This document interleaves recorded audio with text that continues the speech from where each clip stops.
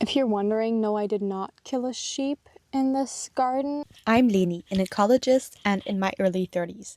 In the beginning of the year, I made my two biggest dreams come true. I adopted a rescue puppy and bought a piece of land, including a derelict cottage, which I want to turn into a beautiful homestead for us and a safe haven for wildlife. This is our story.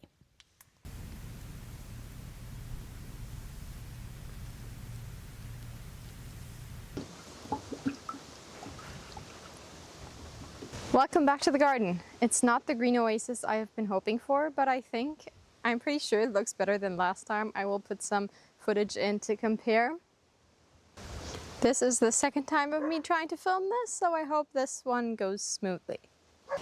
Bed number 1 has definitely not improved.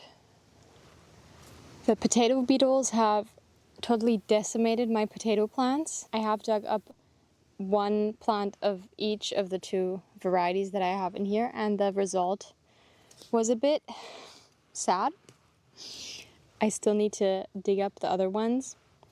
My chickpeas are also looking pretty sad, even though the few that are actually here have made some pods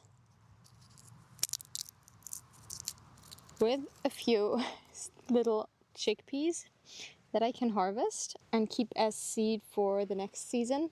The kohlrabi are the last thing actually standing in this bed, and they're not looking that good either. But maybe I can get a tiny harvest out of this.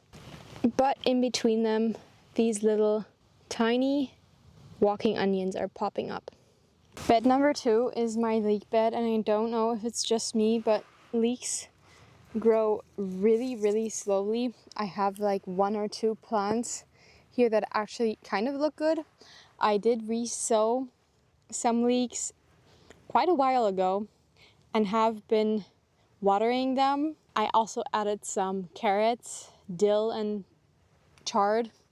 Not much has popped up, so I'm kind of starting to cut my losses, and I will be re-sowing some Chinese cabbage in here to hopefully get this bed finally a bit fuller. One problem that I'm having with this bed, as you can see, I did not really mulch it because I was a bit afraid of smothering the tiny leek plants. Do any of you have any experience in mulching a bed and then direct sowing leeks? I always need to water multiple times to actually get it halfway into the soil. Otherwise, it would just drain off on the surface. I would say bed number 3 looks actually kind of good.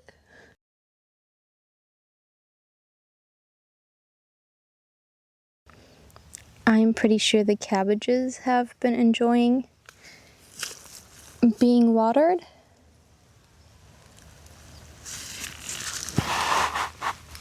Is there a teeny tiny cauliflower forming? The kohlrabi is also looking a lot better than in bed number 1.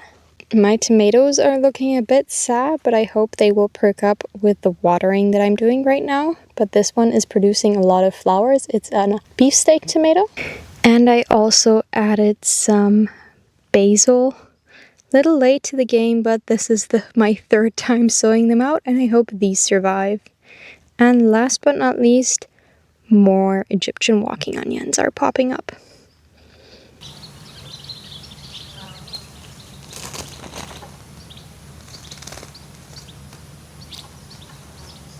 If you're wondering, no, I did not kill a sheep in this garden. I just mulched with some wool that I had,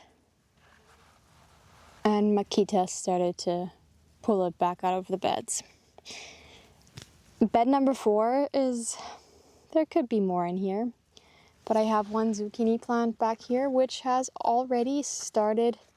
It's made its first female flower. I pollinated it by hand, but I don't know how successful. It doesn't look too good. This is already the 2nd female flower that has bloomed. The first one bloomed before any of the other pepo plants had any male flowers to pollinate it, so there was absolutely no luck with that. But the zucchini plant also has a few more female flowers in the pipeline. So I hope, fingers crossed, that I will at least get one mature fruit out of this plant. The theme going on here for this garden this year is the question if I will get any sort of harvest. I want this garden to produce as many seeds as possible so I can have a lot of seeds for the next season and can hopefully have a lot more plants and plant and sow everything around my to-be food forest. Not really willing to accept that the warm season crops should not be sown out anymore. I did sow out some more zucchini plants here.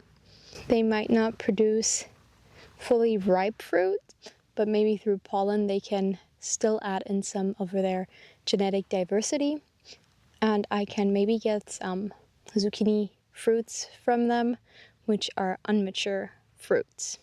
And I have this weed popping up everywhere. I need to figure out what it is and what it indicates.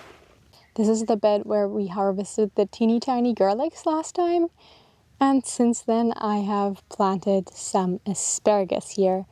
It's a perennial plant and it will take a few years before I can harvest any of it, but I am really looking forward to it. And we're moving on to my favorite bed. It's still my favorite bed.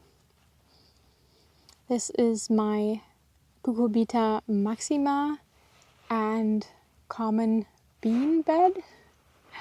We have 4 plants in the front that I pre-sowed and then planted out in the middle of May, and in the back we have 4 bigger plants that I direct sowed at the end of May, and I'm a bit astonished that they caught up so nicely. They haven't bloomed as quickly as the ones that I pre-sowed, but they do look a lot healthier, I want to say. I can't directly compare them because they are different varieties, but I will definitely keep this in mind that I do not have to go through the hassle of pre-sowing them inside and taking care of them. I can just direct sow them at the end of May. I'm being very impatient. I also sowed out 2 new Maxima varieties. Probably will not get a harvest out of them, but I was too impatient to wait for the next year. One of the plants that I pre-sowed has finally flowered a female flower. It had 2 or 3 of them already, but it always aborted them before actually going to flower. I also hand pollinated it with 2 different plants that are here in this bed, and I hope, fingers crossed, that it will stay and grow and become a mature squash or pumpkin. I think there are 4 different varieties of the common bean in here, which have started to flower, some of them, but I still haven't seen any pods. On to bed number 7, where I'm really curious if I will get any harvest out of this.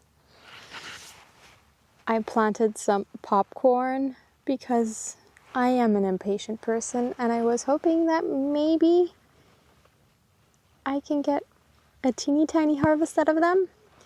And then we also have my cucumber and melon plants, which, yeah, it will be a miracle if they actually produce something. The next bed is still empty. And behind it we have my tiny flower bed. This is definitely looking a lot better than last time. And I can't wait for all these cosmeas to flower. The little calendula has started to flower, and there are some sunflowers waiting for their fall. I also added some lavender plants that I got at the store, which I had to cut back pretty roughly.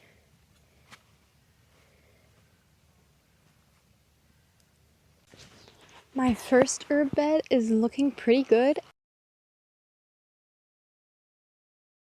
I added a sage and a plant called the cola kraut, which definitely smells like cola.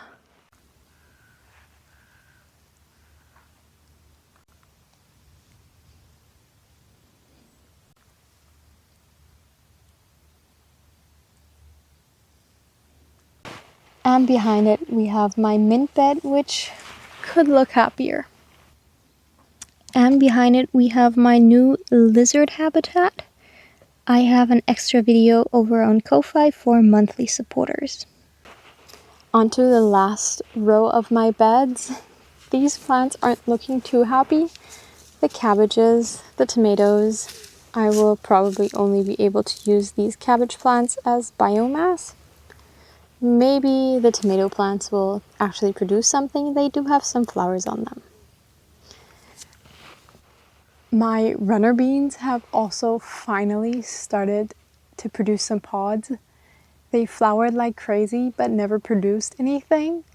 Since then, I have learned that they are very sensitive to high temperatures, that the pollen get infertile when the temperatures are too high.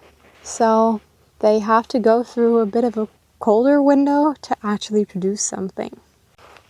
I also sowed out some radishes and added these tiny plants, which I have actually forgotten what they are.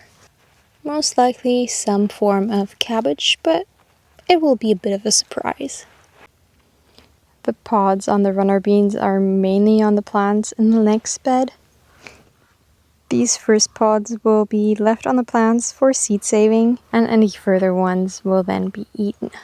This way, I also want to breed some plants that actually still produce after having produced viable seeds.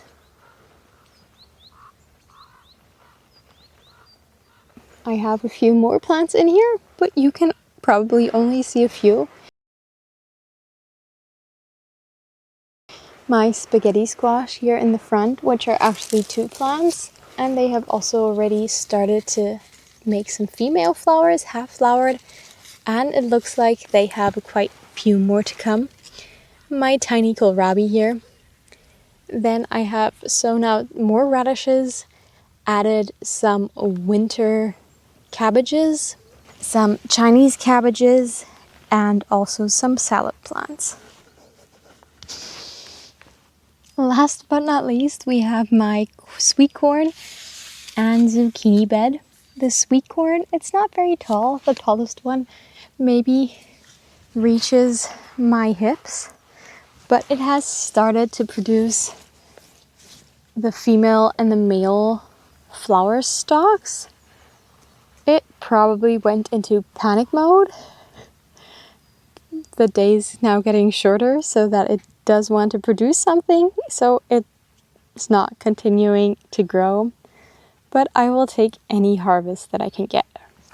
And the zucchini plants are struggling a bit, but I can see some tiny female flowers, and I'm pretty sure this is a yellow variety and not that the little fruits have gone bad. Thank you so much for spending some time with me here in the garden. I hope to see you next time.